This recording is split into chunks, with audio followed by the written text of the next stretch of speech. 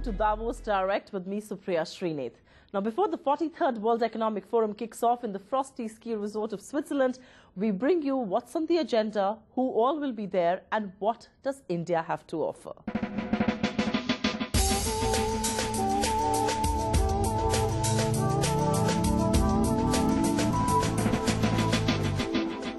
"2,500 participants from across 100 countries.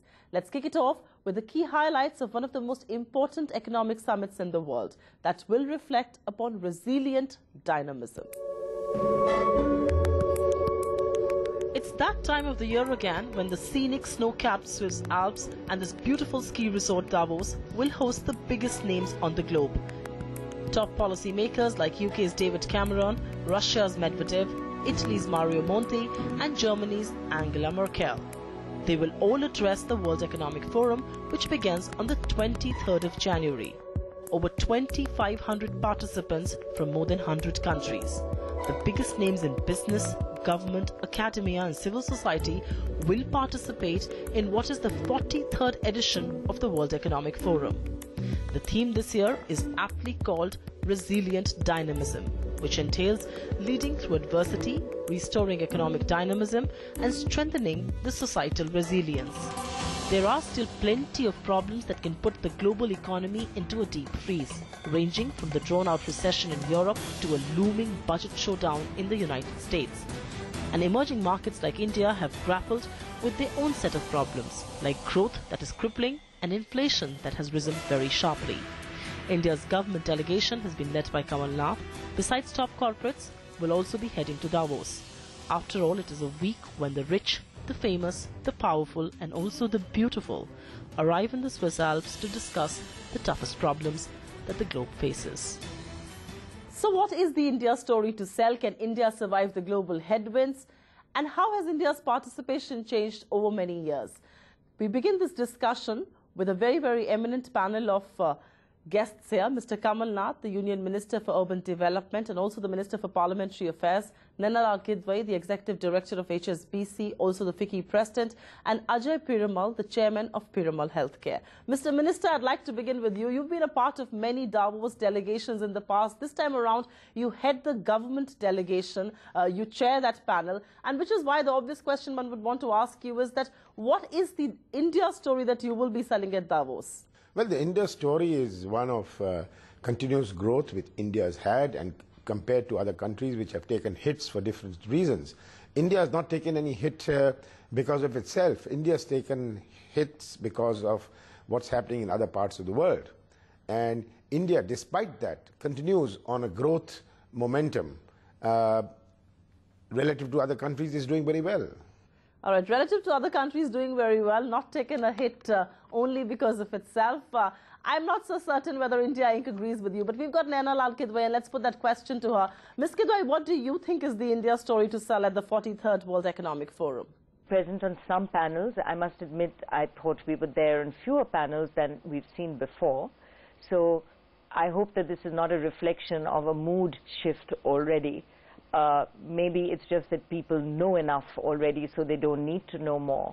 But I think it is going to be important for us, all of us there, to ensure that the India story remains top of mind as an investment destination. And I do believe we need to work on it. We cannot take it for granted anymore. There have been issues around retrospective tax which have reverberated around the world.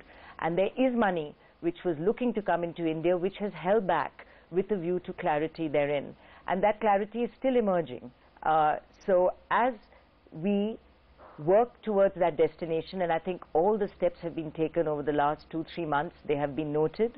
That's an important point made. There have been hiccups in the India growth story. There have been troubles in our economy. We've made mistakes in the past, but we've got to resolve and move on. And I think that's the story that perhaps the world would want India to share at Davos. Mr. Piramal, what do you think is the story you're going to tell the world about India?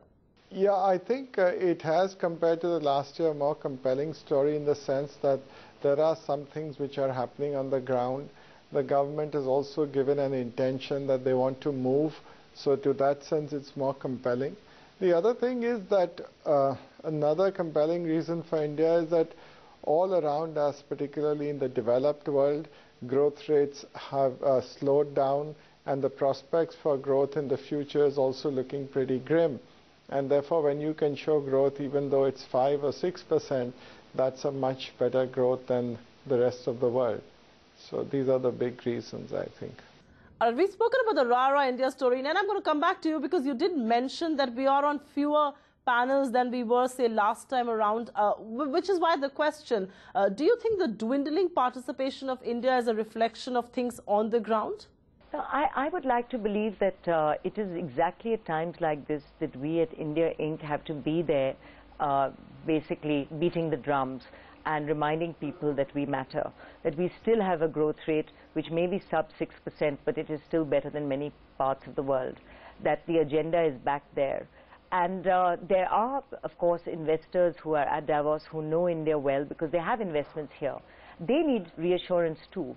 This is not about new investment alone. This is about people who know India, know the reality on the ground, and have got a bit disturbed by what they have heard or seen and have held back investment.